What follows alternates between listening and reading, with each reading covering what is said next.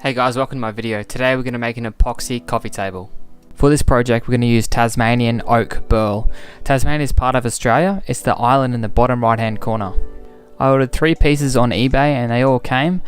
They're perfect. The only problem is that they're not all the same thickness. So the first thing I did is threw them through the planer and got them all the same thickness. About a million passes later, here they are. I made a quick form up using melamine. Melamine is a product they use for kitchen cabinets. It's water resistant and you can sort of wipe up any mess. So it's perfect for making any type of liquid pour, as in concrete or epoxy, anything like that.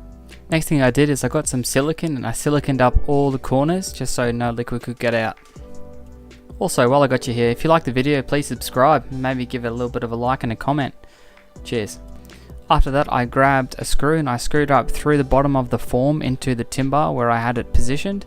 That would just stop it floating when I did my pour. Since I'm using a decent amount of epoxy, I've decided to use little offcuts just like this. I'll cut them up and put it inside where the void's going to be, so when I pour the epoxy over the top, I use less epoxy, which will save us money. After that, I mixed up my epoxy using a 1:2 ratio. I added my black colouring and I mixed it using my drill and mixed it really well. Now the trick with pouring epoxy is you got to work fast, but you can't touch it. Once you pour it, try to not touch it. You might use the heat gun just to get the bubbles out, but don't touch it. Trust me, don't touch it.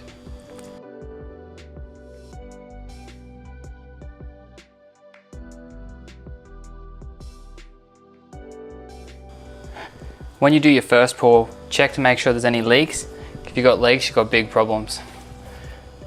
But so far so good. I've got to do another batch. It's probably about 2 or 3 mil just below the timber here, if you can see. That second batch won't have to be as much. But let's do it. Next thing I did is I got my blowtorch out and popped all the bubbles. Be careful not to put the torch too close to the epoxy because you can burn it, and once you burn it, it's pretty much destroyed.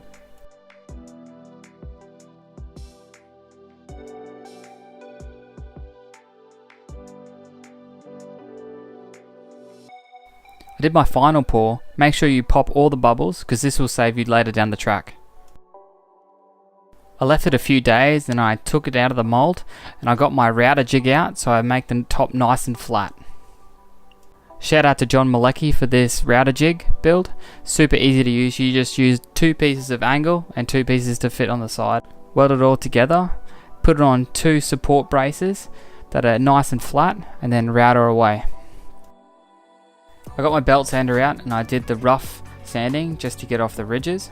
Then after that I got my random orbital sander and I sanded all the way up to 240 grit. Also, don't forget to use a mask when you sand.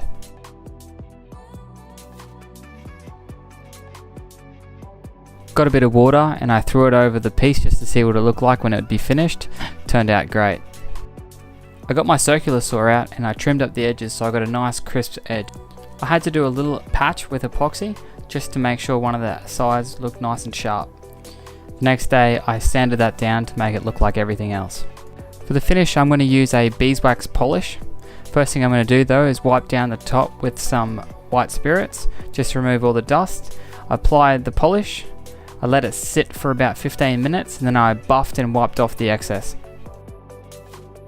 I bought some steel coffee table legs online. Pretty easy install. All I did was screw them to the bottom of the tabletop and then I was done. Hey guys, thanks for watching my video. If you like it, please give it a thumbs up, and if you want to, subscribe. Thanks. Catch you on the next one.